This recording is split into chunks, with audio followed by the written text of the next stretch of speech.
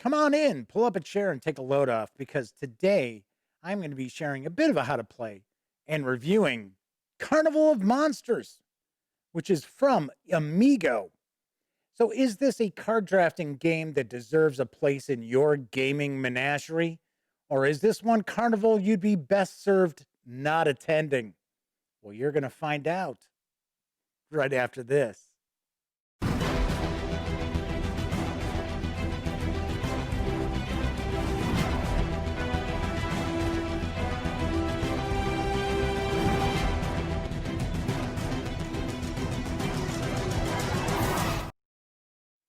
Howdy, howdy, howdy, gang. Yes, I'm Jeff McAleer, back once again as your host here at the Gaming Gang channel.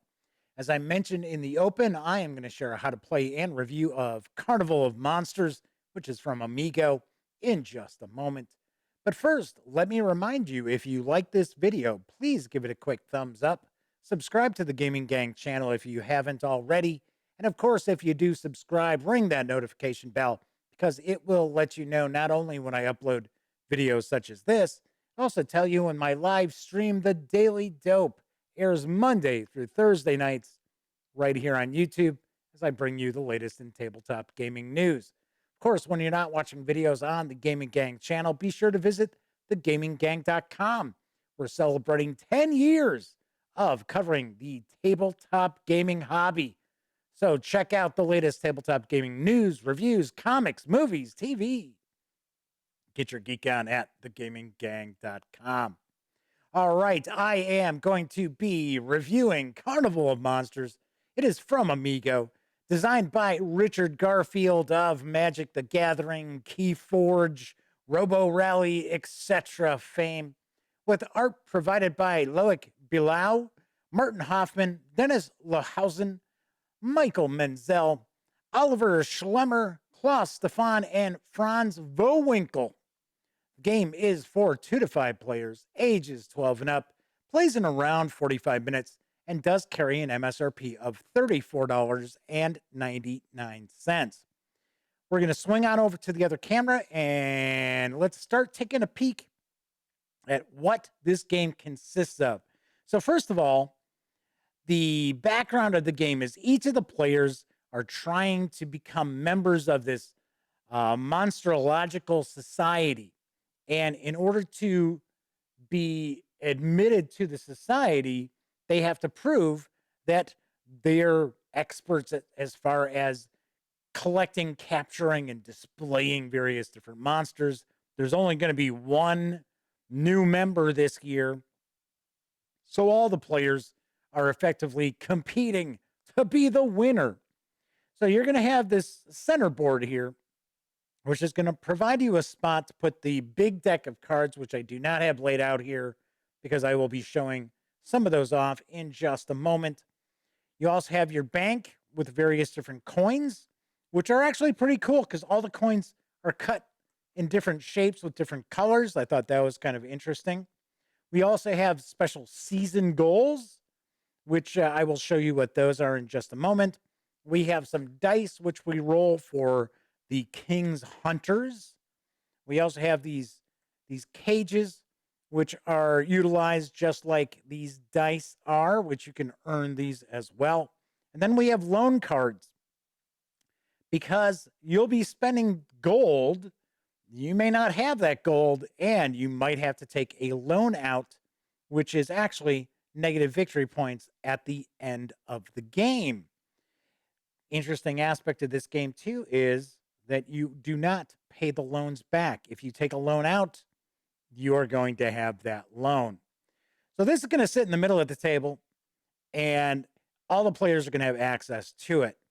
But this really isn't where the major majority of the game is taking place. The game is actually going to be taking place more in front of each of the players, and they each have a player board. Got to point out, this is just cardstock. Interestingly enough, the component quality is really nice for everything in Carnival of Monsters. Outside of these, now it's not terrible. I mean, it's cardstock. It could be paper. It could be worse. But I would have liked to have seen this maybe on the same sort of cardboard as this is, or the coins, just a little bit thicker. So I would have liked to have seen that. So I'm going to move this out of the way. I'm going to push this up top here because our big focus is going to be right here with the player board. So the player board, you're going to have different lands. Yes, I know. It's Richard Garfield, Magic the Gathering. There's lands, there's monsters. These games are completely different, but you do have lands. So essentially, what's going to happen is you're going to hopefully be drafting different lands for you to utilize in order to capture different monsters. So once you capture monsters, you're actually going to have them on display for the season. Once the season is over, they are going to go to your menagerie, which is going to score you your victory points at the end of the game. You can also have staff you can bring on board. You can have cards that you're keeping to hopefully be able to play at a later point. And I will get into the gist of the game itself. What I am going to do, first off, is I'm going to actually zoom in a bit because that way we'll get a better look at some of these cards. So to give you an idea, we have season cards. So these would be, as I try to move that, I'll put that out of the way in a minute. But we have these season cards, and you're going to start off each season, which you will have 4 seasons during the game, and you will reveal a season card. So it's going to tell you, it's going to kind of give you a bit of a goal for the season. So for an example, this is a depth season. So depths is one of the lands that's available. So each player gains 2 crowns the first time they play a depth monster. So showing you the 2 crowns, 2 gold pieces. At the end of the season, whoever has the most depth monsters in play in victory points, they get to take this, and this is a trophy. So at the end of the game, this will be worth 3 victory points. So you'll have 4 of these. There are 7 cards in total. So you're going to just shuffle these up. You're going to select 4, and then you're going to place the other 3 without looking at what you've got. You're going to place those other ones back into the box. Each of the players is also going to receive, to start the game off, they're going to have 2 land cards, as well as 4 coins, 4 crowns. So these are the single coins. So there are cards that you may have to spend money to get, such as the staff cards. If you want to take a card and not play it, you want to keep that card, you have to pay a gold point, a crown, to do that as well. So there are ways for you to earn more crowns, but you are also going to be spending crowns. Crowns are also good for victory points at the end of the game. So we have different lands. So I'll give you an example. So that is Dark Lands right here. Just shows the symbol, get some artwork, and it is worth 1 point for that land. Another example here, we got the Shallows. These are the depths. This is another land card. So I might start the game off with 2 random land cards at my disposal. And of course, I would play them on top of my player board, like so. So what we're going to do is we're going to actually use these points for land in order to be able to capture different monsters. So I'll give you a great example of the different lands that are available. So we've got underground. So those are underground, and we have values of 1, 2, and 3. There is only 1 3 value and only 2 2 values. And it's a little difficult maybe to see on this card, but you'll see the number 2 has this little icon, which is once again showing underground. Well, that basically means that you need to have 1 of these in play already, at least, for you to be able to play that. Just like we see 3 shows 2 little icons there. So that means you would need to have 2 points. You could either have this, like so, or you could have that, like so, but you need to have at least 2 points to bring that into play. All right, so where is the one that is part of my starting cards? Oh, no, these are caves, so I don't need to worry about that. All right, so these are the caves here. So we've got caves or caverns. We have forest, like so. These are actually our starting cards. We have dark lands. We also have desert.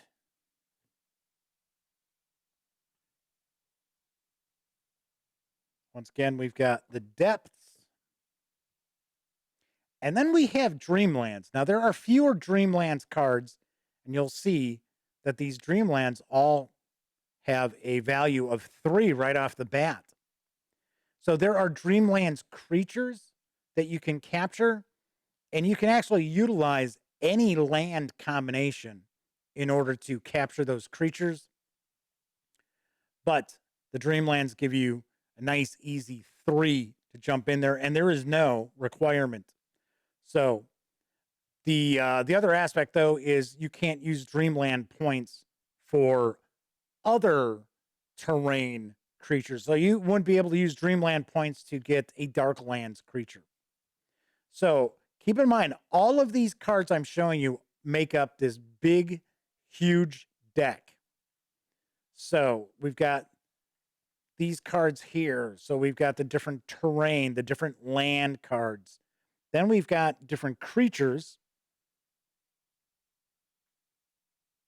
As I'm trying to grab those without knocking everything out of the way. So let's push this a little further out of. There we go. So we have different creatures. So I'll give you an example. So here we have some forest creatures.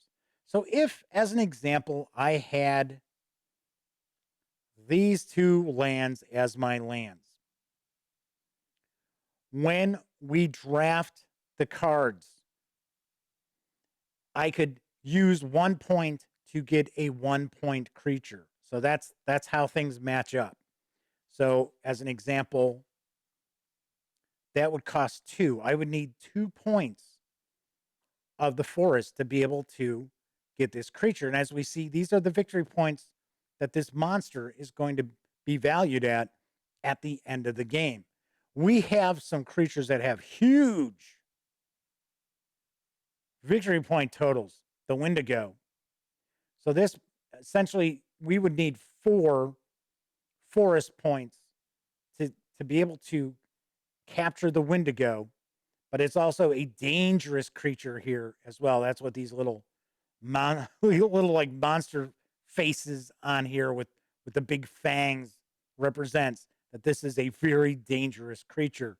It is worth 16 victory points at the end of the game, though. So we have a variety of these different cards, different creatures. So, of course, we've got creatures for the forest.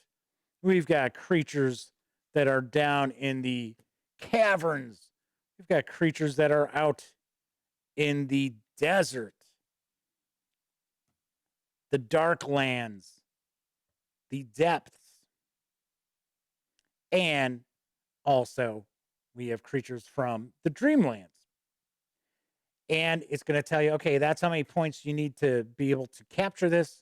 And it will score you 13 victory points at the end of the game.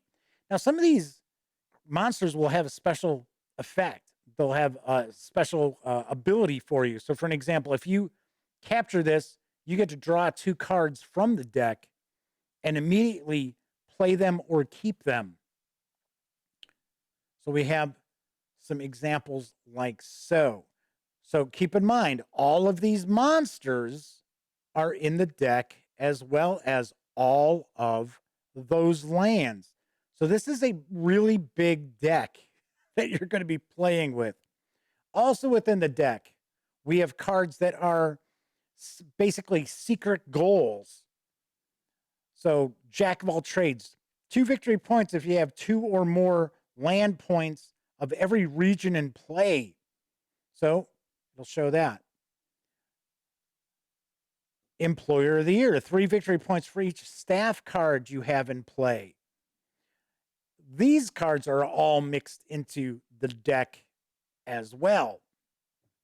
We have basically event cards, which you simply play it. It's normally just going to give you 2 crowns. So you're going to get money for playing this card.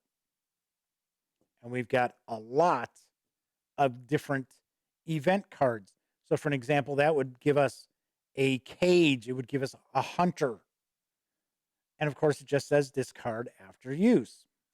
So we got a few various different types of these events that are in play. Then we finally have staff cards. So with these staff cards, these you'll hire these staff. It'll show you that's how much they cost for you to hire them. And then they have a special benefit. So for an example, for this depths expert, every time you play a depths monster, you would gain 2 crowns. Simple enough. Ignore 1 danger symbol each season. The danger symbol, once again, are for those big bad monsters. Every time you play an event card, gain a crown. So these are all staff members that are available to you as well. So we've got those. So if we put all of those cards together, we're effectively going to have this nice big deck. So what happens, and I am going to kind of just throw together a bit of a hand, because what'll happen, as I mentioned before, this is a card drafting game. So what takes place is that you're going to be getting a hand of 8 cards to start off every season, and you're going to play 4 seasons. So I'm just kind of taking some of these out to kind of give you an idea of what your hand might look like to start off with. Let's toss another one of these. And let's go with, there we go. All right. Okay. So as an example, so let's grab the dark land skin. Okay. So you're going to start out like so, and once again, remember you're going to have your 4 coins. So you're going to get a hand of 8 cards to start off with. So these are the 8. Yeah, I just grabbed them, right? I just kind of threw these together a little bit. So we've got some lands. We've got caves. We've got desert. We've got forest. So early on in the game, you should be trying to get lands. Simply enough, because you want to have enough lands so you can actually capture some really good creatures. So as an example here, if this is what I ended up starting off with, what I might end up doing is I might decide to draft the Enchanted Forest, the Forgotten Temple, because it's worth 2. I already have a forest in play, so I would take this card. So what happens is each season, you're going to start off, every player is going to have 8 cards. They're going to take one of the cards, push it up, put it off to the side. Once everyone has selected the cards, they're going to take their hand of cards, pass it on to the next player. So, and it does alternate. So it goes to your left on the 1st and 3rd seasons, and then to your right on the 2nd and 4th seasons. So once everybody's selected a card, now everybody gets an opportunity. They can either play the card or they can keep the card. You always have to take a card from the hand of cards in front of you. Always. You can't choose not to take a card. So, as an example, this would be me playing the card. So I could say, okay, there we go. I'm playing the card. So that's an example of playing a card. I could decide, hey, you know what? Let's see, do we have a big creature in here that might be? Yeah. Let's see the nightmare here. Let's say I was like, yeah, I want this nightmare. So I would take that card, but I don't have enough points to bring this card out. So I can actually pay 1 crown in order to keep this card. So I can keep this card, I play it face down, and it's part of my collection. Now, when you're taking cards and you're keeping cards that you can't afford to play just yet, you're kind of, taking a risk, because especially when you come across like really big creatures. Let's see if I can find one. Yeah, here we go. For an example, I would need 4 desert to get this creature. And what if I get this right off the bat? Well, that's a 16 victory point creature. So I'm probably going to sit there and be like, yeah, I think I'll pay that crown to keep this and do my best to try to get more desert land. It may not necessarily work out that way, but it is kind of to give you an idea of kind of creating a little bit of a strategy for yourself. One of the aspects of the game that I really do like are the various different secret goals. Let me track those down. Are they in this stack here? See, the funny thing is, there's so many cards. You got this big deck of cards, which kind of makes things a little difficult when you need to shuffle all these back up. I separated these out so I could show you the various different types of cards. All right, what in the world did I do with those? They're over here. Duh. Okay, so another aspect is, let's say I had those 8 cards once again, and I was like, oh wow, there's a secret goal. Maybe I want to take that secret goal, because this is automatically giving me 4 victory points at the end of the game. So you can take that. I would play it, but I wouldn't show anybody else, and I would actually just put that into my menagerie. So as the round progresses, especially early on, you're going to start getting more land out there. And remember, this is not Magic the Gathering. You're not tapping land or anything like that. But you only have so much land to use to play your monsters. So as an example, let's say I get the cards come around to me again, and I would be sitting there and say, okay, well, so now we've got, say, 7 cards to choose from. Well, maybe I want to get a monster. So I would say, okay, I am going to take that card. Everybody's chosen their cards. And now I say, okay, I'm going to play this card. So I'm going to use my 1 land, the dark lands here, because this only has to have 1. And I would play that and put that out there. And now that is a Darklands creature that is in play for this season. So you're going to add more land. You're going to have more creatures. And then when you get to, for an example, let's just say we got this.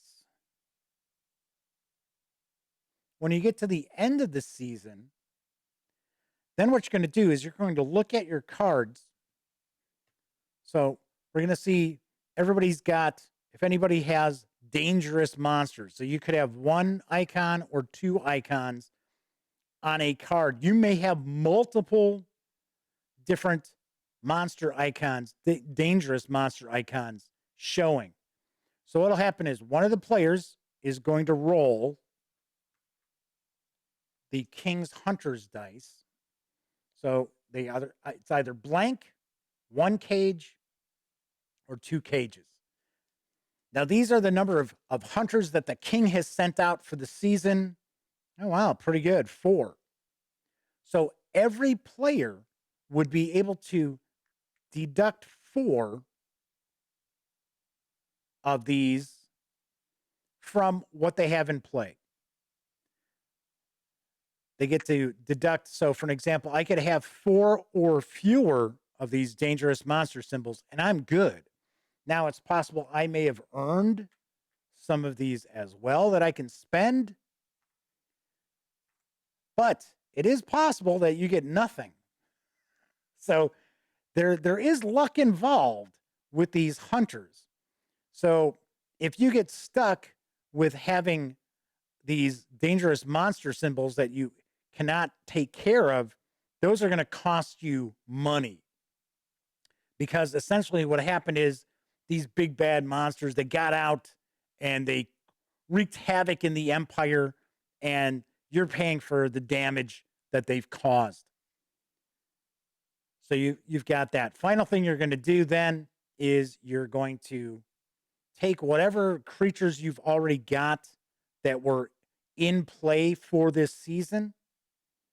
You're going to see what the season, you already know what the season card was. So let's say, for an example, this was the depth season. So we didn't have any cards that are from the depths. So we're not going to be in the running for the trophy.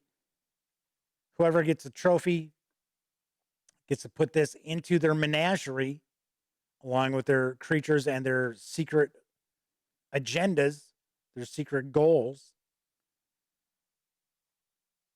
And then you move on to the next season. So you would actually take any of the monsters that were already out in play and you put them into your menagerie, which is basically just taking the cards, putting them face down on your player board. And at the end of the game, after the end of 4 seasons, you're going to add up the victory points for all your creatures. You're going to add up victory points from any of your secret agendas if you were able to perform them, because this was just giving you victory points. There's plenty of them out there that you're getting victory points if you've done something, or for every one of a particular type of thing. Say, for an example, the depths creatures, the depth monsters. So you're going to tabulate that. You're going to score a victory point for every one of your crowns that you have available to you. You're also going to take negative victory points for any of the loans that were out there as well. So you'll also get victory points if you have leftover cages. That gets added into the mix as well. And then you're going to total up all the victory points to see who is the winner. And whoever has the most victory points is going to be named as the next member of the Monstrological Society. And that is essentially how you play Carnival of Monsters. So let me swing back over to the other camera and I will share my final thoughts and give this a review score. All right, so I know that was kind of weird how I was showing things off, but I wanted to show all the different kinds of cards that are part of the big deck. And I will put all these cards together here. In fact, may not have all of them. I still have a couple that are sitting out. So you're going to have a deck of cards a little bigger than this. So a little larger than this, just by a few cards. And included in that are the lands, the monsters, the secret goals, the staff members that you can hire, as well as, what's the last thing that I'm forgetting here? Oh, the events. So all of those cards are mixed up into the one big deck. It can take some time after you play to shuffle all this stuff up again, so you know that everything's mixed up properly. So that's a little bit of a hassle, not a huge hassle, but you got to shuffle all of these cards, plus, of course, all the cards that people have had, in their menageries and things like that. So I got to point out the shuffling's a little bit of a pain. So you're going to want to get some sleeves for these cards. Something else I'll point out, because you need land in order to be able to go out and capture these monsters, it can happen that just the way the deck is shuffled together, that you're not getting a ton of land early on. It can happen. It doesn't happen too often, but it can happen. And then players aren't really doing a whole hell of a lot, because now keep in mind, remember, you always have to take one of the cards of the hand that's been handed over to you. It's a card drafting game. So it's possible that you're stuck having to pay to keep cards because nothing is there that you can play. That can happen. But once again, doesn't happen too often, but it can happen. I had one game where one of the gang actually ended up having to take a loan out because they kept getting cards that didn't do anything. They couldn't play the cards, and they had to keep paying to keep the cards. So, and they were getting a little miffed about it. But once again, that's not something that happens too often. I would say that's pretty rare that you'll encounter that. I got to say, I like this game. I think the artwork on the cards is really cool. I'm the first to admit I am not a huge card drafting fan. I like Seven Wonders fine, but it's not necessarily a game that I'd be like running out to go be like, oh, let's play some more Seven Wonders, like a few people I was friends with out in Arizona were. That said, I get a kick out of this game. I think there's tons of replayability. There's a lot going on. It's not just you're just trying to get land and grabbing creatures, because something else that you're doing is, let's say for an example, I get, we start off with the 8 cards, and I see somebody out there has been, let's say they've got a lot of forest, and I've got the big 16 victory point forest creature, the Wendigo, in those 8 cards. I might consider spending a coin, spending a crown, and taking that card and keeping it, even though I know I'm never going to have an opportunity to play it, just to keep those victory points away from somebody else. So that's something that also comes into play. So you're not only going to be paying attention to what you have available to you, you're also going to be trying to pay attention to what your opponents are attempting to capture monsters, what terrains they're using as well. So I really do like that as well. I like the secret agendas for the victory points. I think that's pretty cool, because not only does it give you an opportunity to score more victory points, it can also give you a bit of a strategy, which I know with a lot of just card drafting games, it takes a while for people to figure out, what am I supposed to be doing here? Or everything's got to be like seat of the pants. At least if you start taking some of these hidden agenda, secret goal cards early on, you're like, okay, well, I'm on the lookout for these special cards, these specific types of cards, specific kinds of monsters, because I know I'm going to score extra victory points at the end of the game. So all in all, a really cool design. I really, really do like it. Like I said, there could be issues where, just because luck is involved, that you don't get enough land to really start, building your kind of little monster capturing engine. And it is possible that players could get stuck with cards, with hands that they have to draft a card from, that they can't use. They can't play, and maybe they run out of run out of cash. Other aspect of the game too is that the cash comes and goes. So you might end up getting some cards that you're able to take, and you play them, and they're giving you crowns, and you may run into situations where you have to take loans out, and those are negative victory points. But like I said, all in all, I enjoyed it. The gang enjoyed playing this. Really nice artwork. Component quality is really nice. The cards are very nice, although I would recommend sleeving them if you're going to play this quite a bit. I know it's a lot of sleeves, but still, I do recommend sleeving them. And only component issue, which isn't really an issue, it's just this is just kind of flabby, but it's not bad. It'll hold up to play. So all in all, I definitely give Carnival of Monsters an 8 out of 10. I do think it's good. If you like card drafting games, you definitely should pick this up. If you enjoy games with monsters and things like that, and like cool artwork in your card games, I would definitely say this is one to add to your collection as well. Once again, this is available from Amigo and it carries an MSRP of $34.99. All right, that is it for this time out. Once again, let me remind you, if you like this video, please give it a quick thumbs up.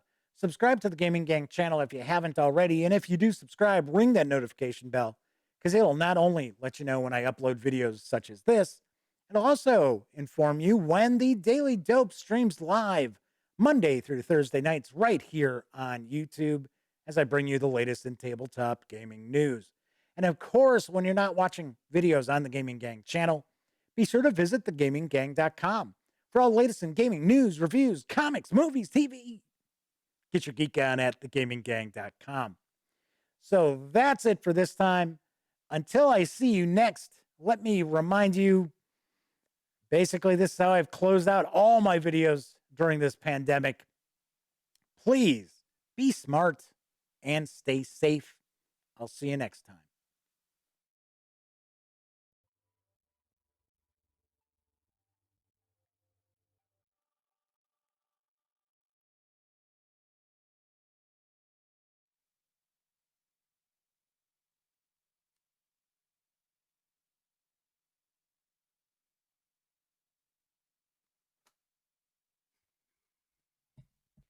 Oh, you're still here. Well, once again, thank you very much for watching this video. And of course, if you'd like to subscribe to the Gaming Gang channel, click right here. And of course, if you want to see one of the latest episodes of the Daily Dope, click right on up here. And if you want to roll the dice, take your chances, see what YouTube thinks you might like from the channel, give a click right here. Once again, I'm Jeff McAleer, and I'll see you next time.